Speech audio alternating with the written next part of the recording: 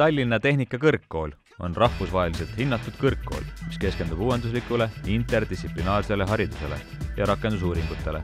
2023 aastal võttis ülikool eesmärgiks tõsta sisseastujate arvu ning vähendada väljakukkunute määra. Varasemad kampaaniad seda eesmärki täitnud ei olnud. Linnalegendid rääkisid ikka, et Tallinna Tehnikakõrgkool on justkui lihtsam valik. Ülikool, kuhu minnakse, kui TalTechi sisse ei saada.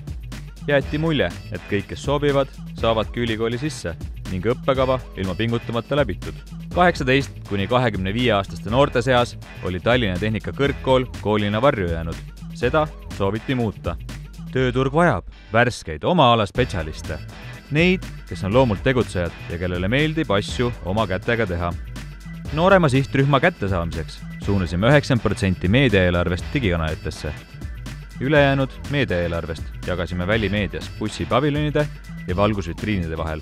Lisaks üksikud 6x3 formaadid.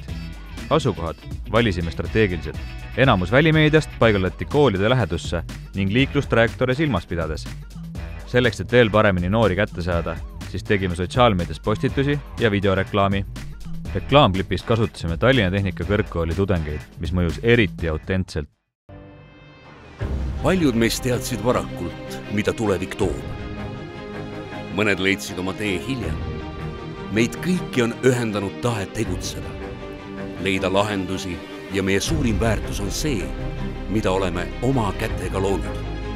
Meie kutsumus on teha tööd pühendunult ja meid ei ole tööturul kunagi liiga palju. Praktiliselt valdkonna spetsialistiks. Tallinna Tehnikakõrgkool. Tulemused olid tähelepanuväärsed. 3545 sisseastumisavaldust, mis on ülikooli ajaloo suuruselt teine tulemus. Me ei tea, kui palju sisseastunutest jäi pärast esimest semestrit kooli õppima. Neid numbreid teab vaid Haridusamet, kuid vastavat infot ei väljastata. Ülikooli tunnetus on, et sel aastal kandideerisid tõesti kvaliteetsemad tudengid ja väljalangevus on 90% väiksem. Kasvatasime reklaamidele klikkimise arvu 23% ja saisi nupule vajutamist 131%.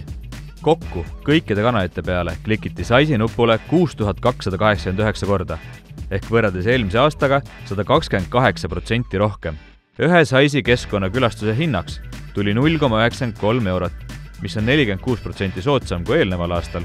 Ületasime kampaania eesmärgid tänu põhjalikule eelanalüüsile, selgele sõnumile ja kavalale meediakasutusele. Tõestasime, et innovatsioon ja loovus võivad inimese haridusteed muuta. Tudengid, kes soovivad praktilises vormis õpet, on oma koha leidnud.